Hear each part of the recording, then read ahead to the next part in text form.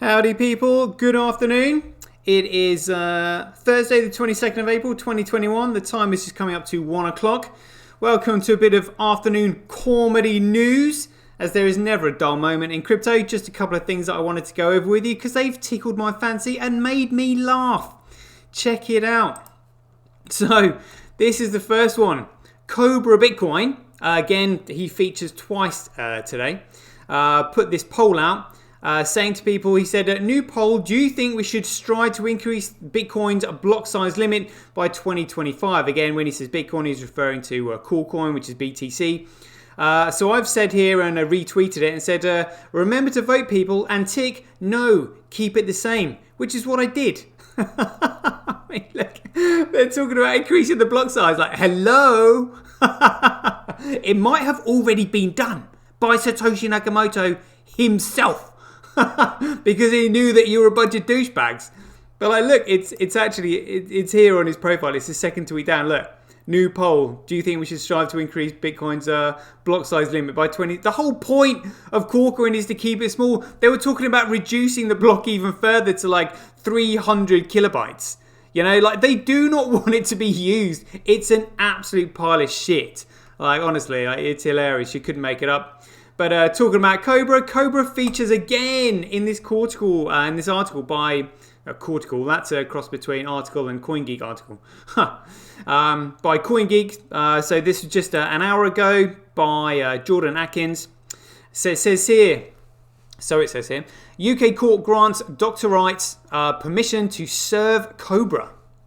Ontario, the law firm representing Dr. Craig Wright, has announced that it has been granted permission to serve Bitcoin.org operator Cobra with papers over the hosting of the Bitcoin white paper.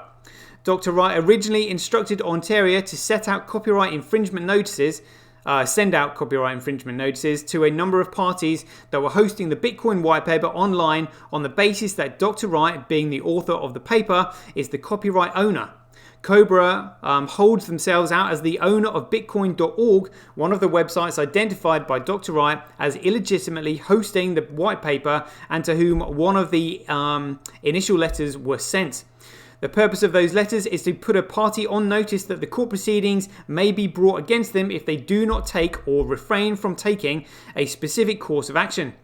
The white paper is still available at bitcoin.org, and as such, the formal proceedings were commenced by Dr. Wright on February 24th.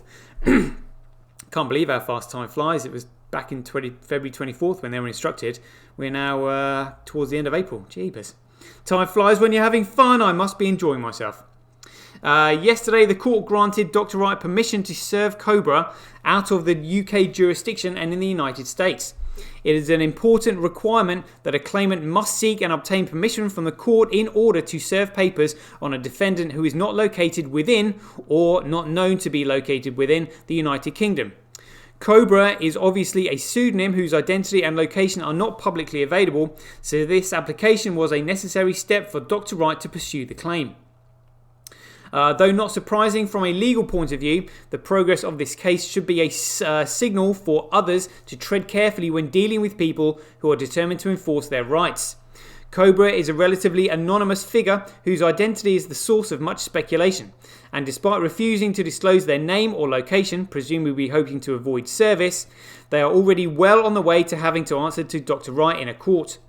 A Twitter handle was not enough to stave off his litigation on a discovery they now share with the likes of Magnus Hodlonaut Garanoth. Ontario's announcement ends with the following paragraph, echoing our own previous speculation about Dr. Wright's motivations in bringing the lawsuits. It is not Dr. Wright's intention to silence or intimidate anyone, merely to protect his inherent rights to his own intellectual property. Similarly, Dr. Wright does not wish to restrict access to his white paper, which is freely accessible on his blog, which is craigwright.net/bitcoinwhitepaper.pdf, but does not agree that it should be used by supporters and developers of alternative assets, such as Bitcoin Core, that's Corecoin, to promote or otherwise misrepresent those assets as being Bitcoin, given that they do not support or align with the vision of Bitcoin as he set out in the white paper.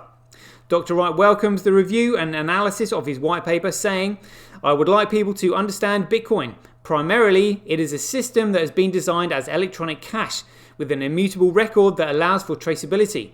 As a micropayment system, there is no need for organizations to handle anti-money laundering or know your customer, and any small transaction system that is set up does not require the implementation of the know your customer rules.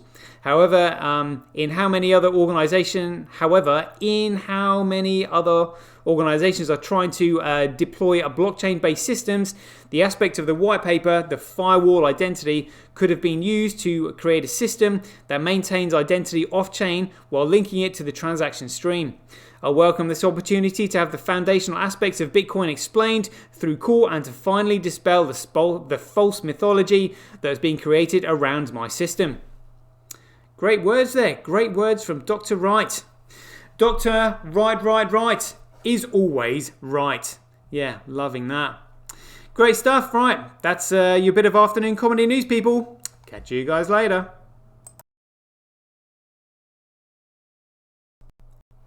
Get paid for posting your pics on Relica. Download the app now at www.getrelica.com. Get your tweet etched on Twitch, forever on the Bitcoin blockchain. Do it today at www.jointwitch.com. Buy BSV.live, the best place to buy Bitcoin SV online.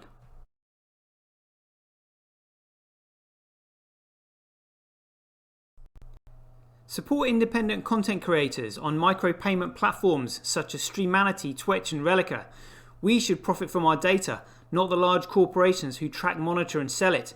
If you enjoy the Bitcoin content that I produce, please support me by heading over to www.satoshi.tv, where you can keep up to date with all the latest news, gossip and content as it's created. Thanks very much. To get started in Bitcoin, go to freebsv.com, where you can claim your free Bitcoin. Then head over to Twitter and follow @IamSatoshi, where you can take part in his very generous and world famous free giveaways. The future of advertising meets the power of Bitcoin at Tonic Pow. Get paid for posting advertising campaigns to your social media profiles. Go to www.tonicpowads.com.